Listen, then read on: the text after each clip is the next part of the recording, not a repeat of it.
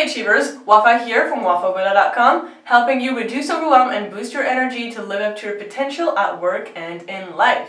As a coach, I've had the delight of helping busy professionals just like you prevent distractions, toxic energies, and overwhelm experienced at the workplace from affecting their peace of mind and their health, so much so that they learn how to put themselves first again, inside and outside the office. So if this sounds like something you might be interested in, stay tuned until the end of this video for a special offer.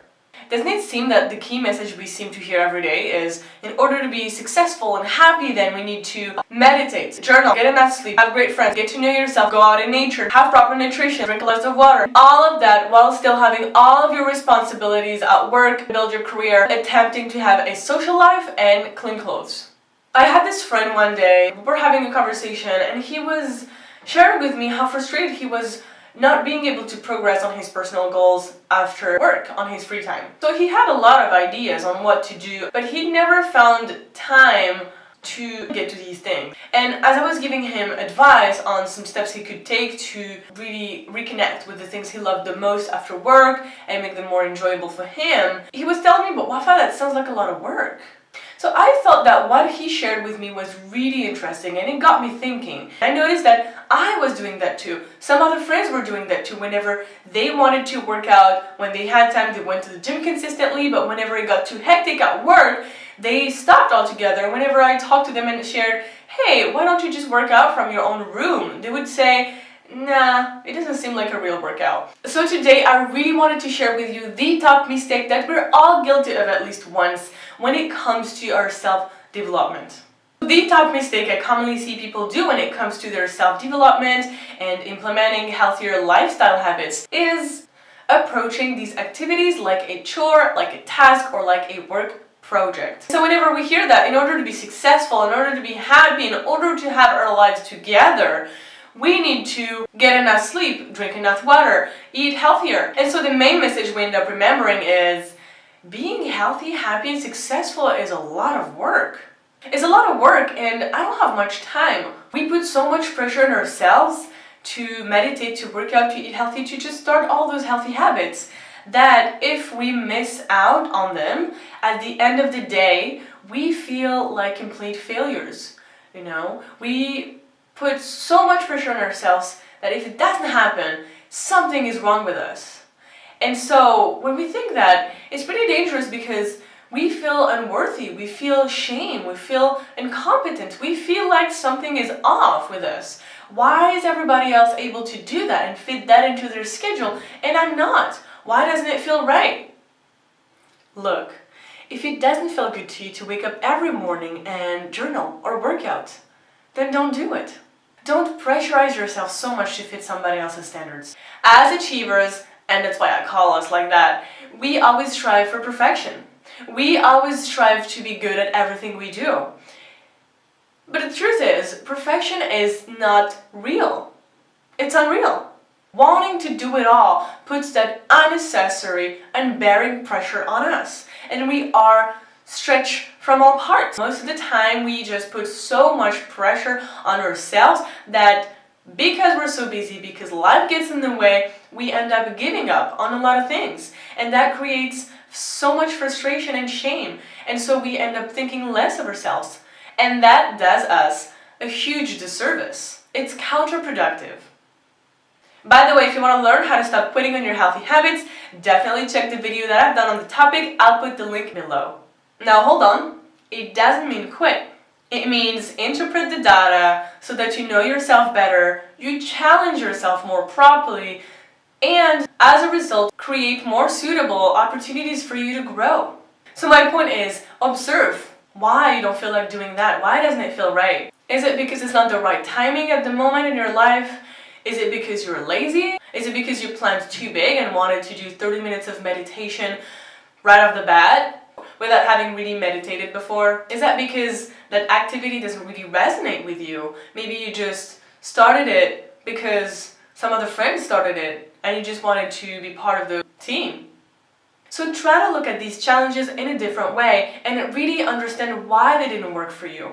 Instead of rejecting the challenge altogether and thinking that just because you couldn't do it, it means that you're a failure. You see, the goal when it comes to self-development is not to reach perfection, is not to cross as many to-dos on your to-do list as possible, but rather the point is to invite as many beneficial things to your health and well-being into your life and be challenged by them enough so that you grow along the process. Go with the flow. Pay attention to what feels right and what feels off to you. If you don't feel okay reading right before bed or the first thing in the morning, but instead enjoy listening to audiobooks whenever you're in the subway, please do so. If you don't feel like meditating right in the morning on a yoga mat like everybody else seems to do, it's totally fine. Maybe you prefer meditating just for 5 minutes during your lunch break or before a meeting starts. That's also a form of meditation.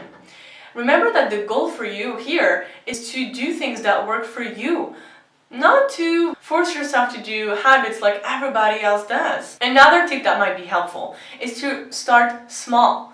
Break your habits into manageable pieces. What happens when you break things into manageable pieces is it will trigger a really positive response from your brain. You'll be more motivated because when you're able to meditate for 5 minutes every morning, you essentially tell your brain, hey, I'm good at this. It'll trigger the pleasure center of your brain that will release dopamine and that will tell you that, oh, doing this feels good because I feel worthy. I feel like I'm on top of things. I got this. All right, let's keep doing this. And that's all we want. You don't need to prove people that, hey, you're like this Zen master who can meditate for 15 minutes every morning. Who cares? If you can do 5 minutes and your friends can do 15 minutes, who cares? What matters is that you do your 5 minutes, you enjoy them to the fullest, and you stick to it for as long as possible. It's better to do 5 minutes every morning than doing 15 minutes every other week. Another super important tip for you is to be flexible. It's totally okay to adapt and switch your routine from time to time. So let's say, for example, that you were used to working out after the office, you went to the gym, you worked out for an hour, and you called it a day. And you felt really good about it. But then busy season came at work.